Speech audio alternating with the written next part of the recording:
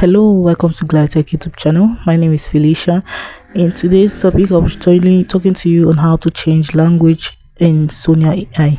If you want to change your song language in Suno AI, then this video is for you. Now, the first thing you have to do is to click on the icon, create icon fan at the bottom of your screen here.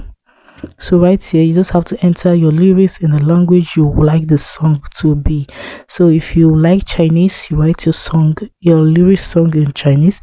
The lyrics of the song you're writing should be in Chinese. If you wanted to sing in Japanese, then your lyrics, you should type it in Japanese. If you want it to be in Spanish, then you have to type it in Spanish. Let me say I want it to be an Igbo song. Just type it in. Next thing you have to do is for you to add the title.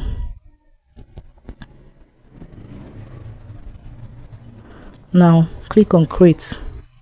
So it will take some time. You just have to be patient for it to prepare the song the way you want it. So guys, that's it on how to change song language in Suno AI. If this video was helpful, please do what to like, comment, share and subscribe. Thanks for watching.